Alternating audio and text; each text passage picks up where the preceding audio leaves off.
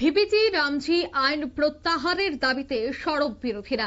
একদিকে কংগ্রেস বিশাল কর্মসূচির ডাক দিয়েছে, ঠিক অন্যদিকে বামেরাও কিন্তু ভিবিজি রামজি প্রকল্প যে আইন রয়েছে তা বাতিল করতে বিভিন্ন জায়গায় বিক্ষোভের আয়োজন করছে। ঠিক তেমনি আজ দেখা গেল বামেদেরই অঙ্গ সংগঠন সিআইটিউ কৃষক ফ্রন্ট তারা আজ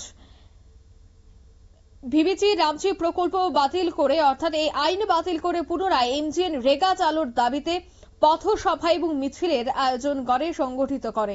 দক্ষিণ ত্রিপুরা জেলার সাবরুম শহরের বিভিন্ন সড়কেই ভিবিজি রামজি আইন প্রত্যাহারের দাবিতে মিছিল এবং পথসভা সংগঠিত হয়। যৌথ উদ্যোগে এই পথসভা থেকে কি উঠে আসছে বিস্তারিত শোনাবো। কাজের ব্যবস্থা করে দেবে, কৃষক কৃষি মজুরদের দাবিগুলিকে মান্যতা দেবে, জিনিসপত্রের দাম একটা স্থিতিশীল অবস্থার মধ্যে বিরাজ করবে।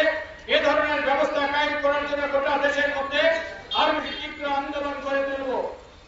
এই পরিস্থিতি শাসক দল সহজভাবে গ্রহণ না করে পাকা পথে কি করে এই আন্দোলনকে দমন করা যায়, এই আন্দোলনকে হটিয়ে দেওয়া যায়, তার জন্য তার সামরিক বাহিনী, আধা সামরিক বাহিনী, পুলিশ তাকে ব্যবহার করবে।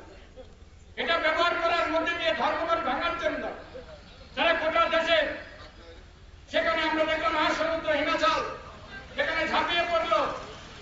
এটার মধ্যে দিয়ে আমরা দেখলাম একমাত্র বামপন্থী শাসিত রাজ্যগুলি তার ধর্ম নিরপেক্ষতার প্রশ্নে, সাধারণ মানুষের স্বার্থ রক্ষায়, শ্রমিক শ্রমজীবী মানুষ, কৃষক মজুরদের স্বার্থ রক্ষায় তারা ইতিবাচক ভূমিকা নিয়ে ধর্মঘটের সপক্ষে তারা তাদের বিবৃতি প্রকাশ করে ধর্মঘটকে সফল করার আহ্বান করলেন। কিন্তু অপরদিকে শাসক শ্রেণী মারমুখী হয়ে এই ধর্মঘট প্রতিহত করার জন্য ঝাঁপিয়ে পড়ল। আমরা দেখলাম আমাদের দেশে আপনারা শুনলেন তাদের এই বক্তব্য। তারা অভিযোগ করছেন যে গোটা দেশ জুড়ে কৃষকদের অবস্থা বিপন্ন, অন্যদিকে রোজগার নেই, বিভিন্ন দিক থেকে কেন্দ্রীয় সরকার ব্যর্থ সহ আরো বেশ কিছু বিষয়ে আজ তারা সরব হয়।